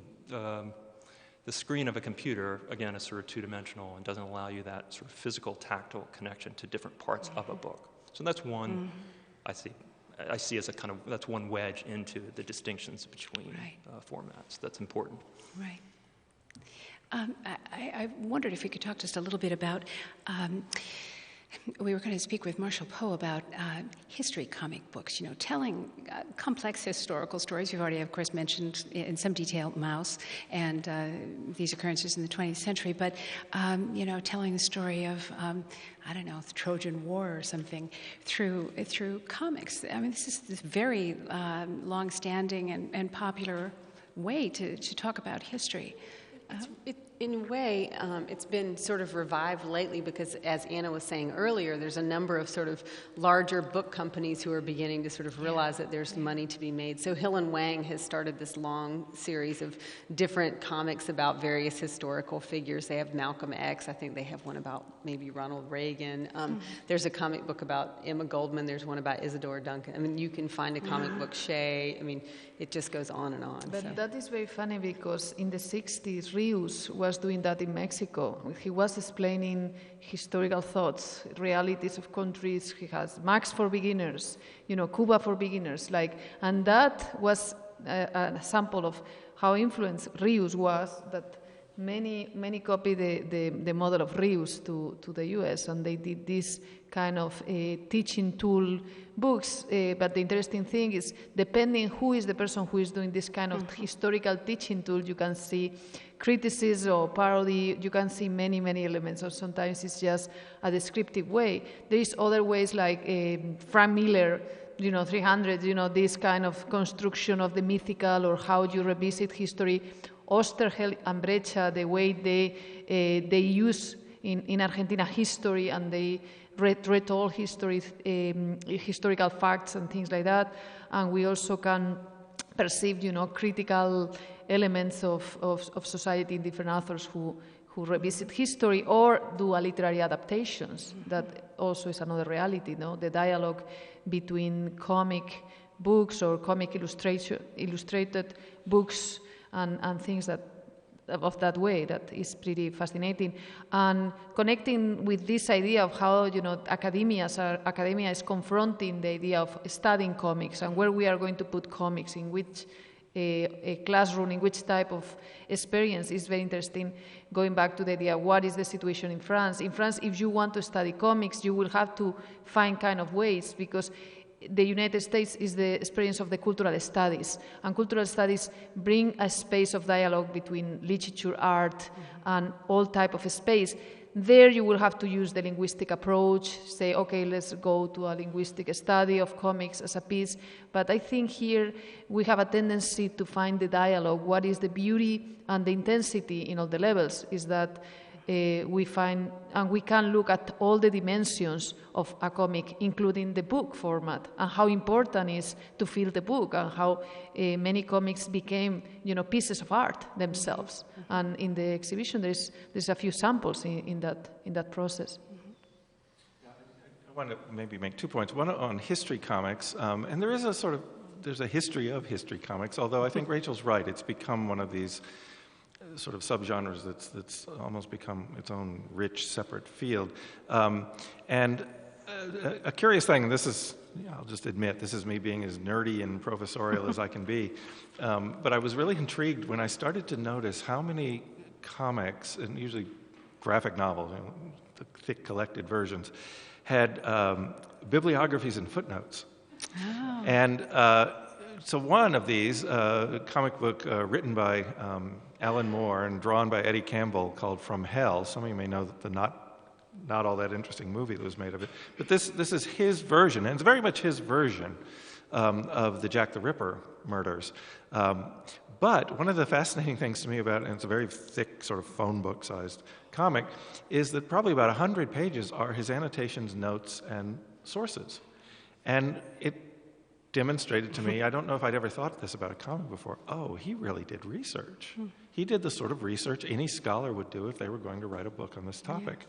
Yeah. And you just mentioned, I don't know if you were thinking of this particular comic, but a man named Eric Schanauer has been engaged in a project. He does other comics at the same time, but he's been doing a comic book of the Trojan Wars called Age of Bronze for some time. It's not completed.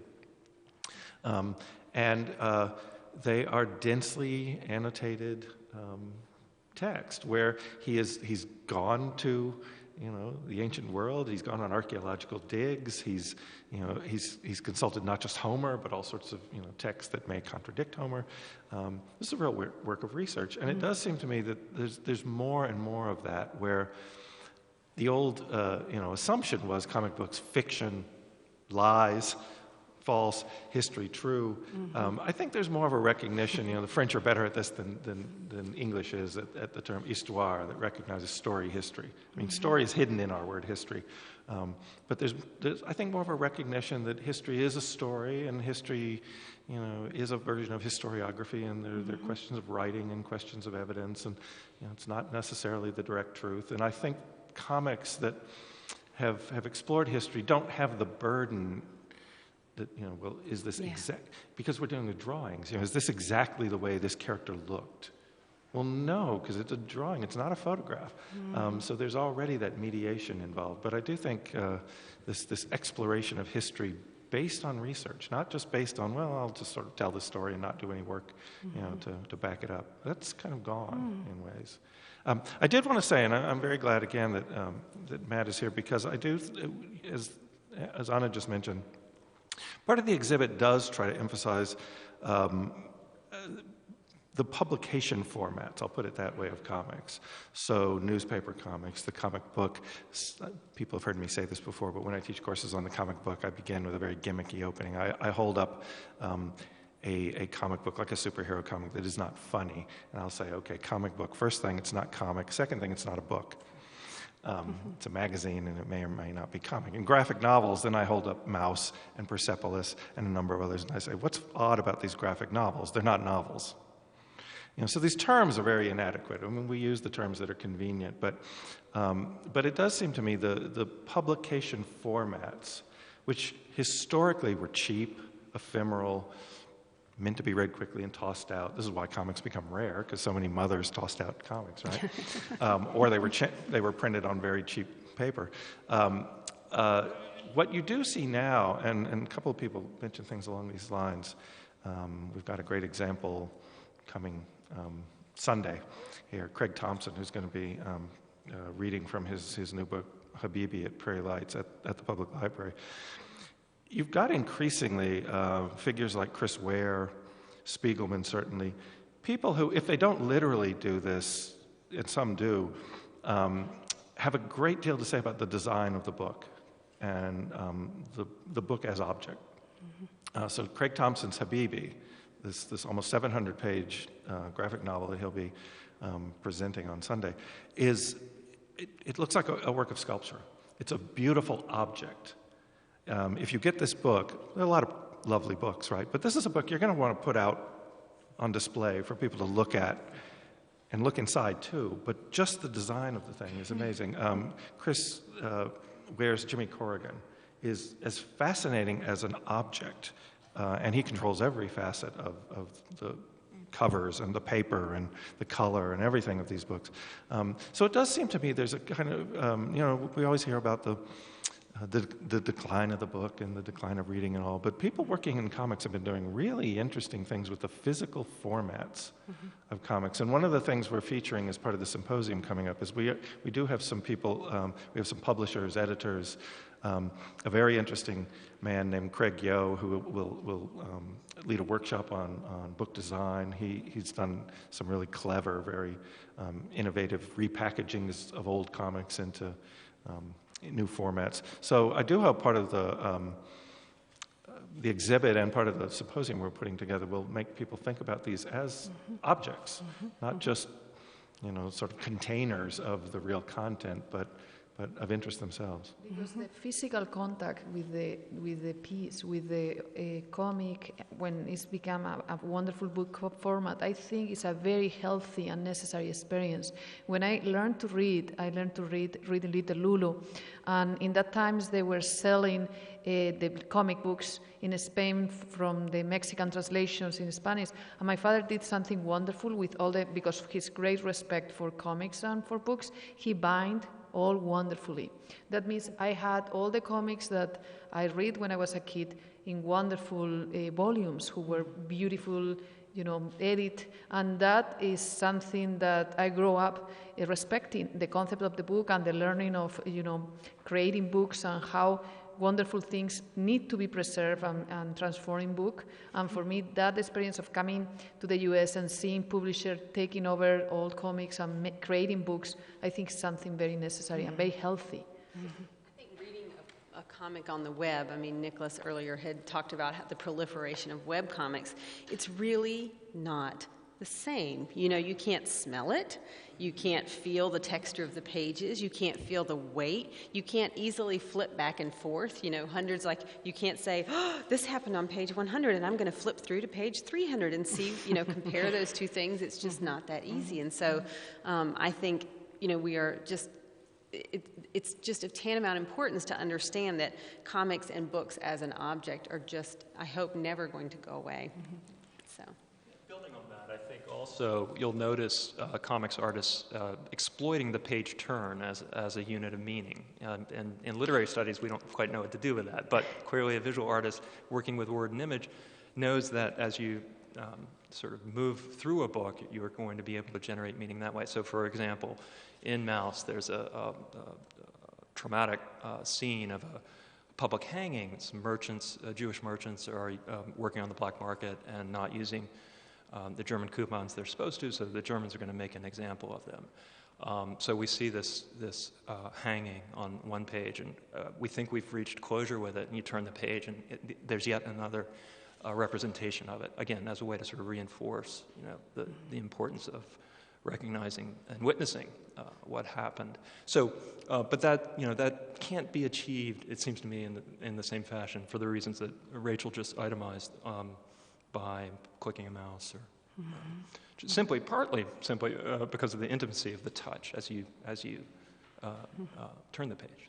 Yeah. There's a number of comic book artists who play with the book too. For example, this is a goofy example, but my son is just obsessed with Captain Underwear or Captain Underpants. And in every Captain Underpants, there's this thing where you hold the book on one page and you flip the pages, and then as you flip them back and forth, you see motion happen, kind of like a flip book. And Chris Ware does all kinds of things where he sort of tempts you to do something you, of course, would never do. He builds these beautiful little, what are they called? They're like models out of paper. And if you fold them, if you cut them out, which I can't ever imagine cutting anything out of a Chris Ware book, they're so beautiful, and you followed the directions and folded them, you could make this object. And I think the book, as an object, is one of the only ways that can be offered, really. Mm-hmm.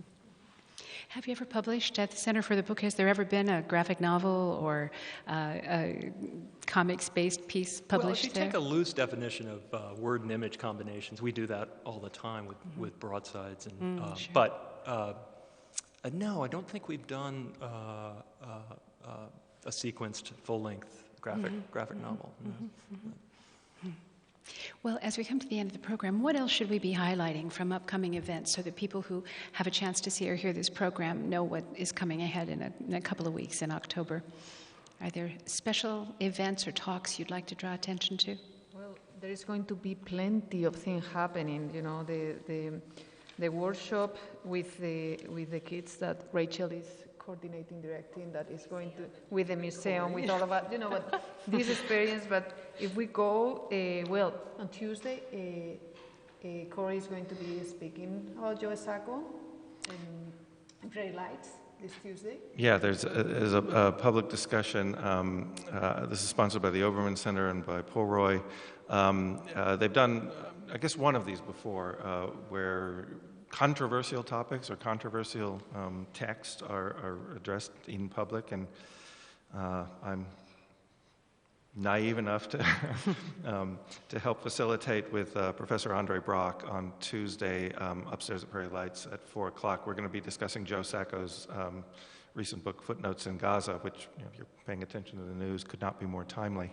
A difficult book in all sorts of ways, for its topic, but it's also a quite dense book. But this is in anticipation, again, of Joe Sacco. This book just won a major award, Joe Sacco being here in a couple of weeks. Rachel mentioned briefly, as among our guests, the Hernandez brothers, who will be coming as part of the symposium. And I keep finding this is, there are two kinds of people in the world, those who say, who are the Hernandez brothers? And they're worth finding out who they are, and then the other people say, oh my God, you're bringing the Hernandez brothers, figures who are about as worshipped as comics artists can be. But I did want to say a little bit, just to tempt people, and again, I realize this will work better for some people than others, but I did want to give some sense of what's in the art exhibit. We've just sort of touched on that. We really do have, I have to say, with some bias as someone who played a role in putting this together, but we really have an amazing collection, a wide-ranging collection of key figures, work by key figures. And in some of the promotional materials for this, I've emphasized, but I want to emphasize one more time, that what's very unusual about this exhibit of original comics art is this is work that was not ever meant to be put on display. This is not work that was created with the idea then it would be framed and exhibited. This is work that was part of the process of making comics. And so what could look like flaws, in a sense, is part of what's fascinating. You see the erasures. You see the lines that didn't get finished. You see, just in the sort of industrial process of making comics, you see stamps and dates and things on the pieces. So you really are getting a glimpse at... when you look at comics, you're usually looking at the final printed version. You're not looking at something where you can see the traces of the artist's hand. And that's what we've got. But we do have, I'll leave out someone great, I know, but just off the top of my head, we've got an early piece by Winsor McKay, very rare to have a piece by this key early artist. We've got pieces by two of the crucial creators of Marvel superhero comics, one by Jack Kirby, one by Steve Ditko. We've got pieces by most of the recent significant independent creators, the Hernandez brothers, Chris Ware, who am I leaving out? Richard Sala, Joe Sacco, James Sturm, Craig Miriam Thompson. Miriam Cutting, beautiful 3 pages from We Are on Our Own, connected with the memory of the Holocaust and hidden children.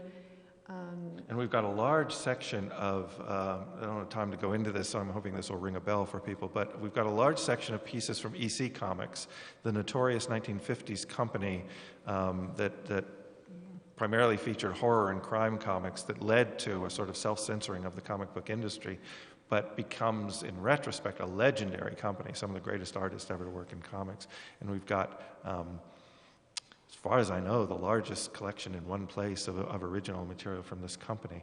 And then again, as we've emphasized, we have sort of on the beginning end of things some precursors to comics, but we end with some recent work that blurs entirely the border between fine art and comics. People who were making work primarily for gallery display, but are clearly drawing upon comics. So it's just an amazing range of historical and stylistic options. Kim Deitch, Alison Betchell, there is lots, and everyone is going to enjoy. Every time I start naming names, I'm aware I'm forgetting some crucial piece. But. And the website where people could find out more about this entire conference, do you have the web address with you?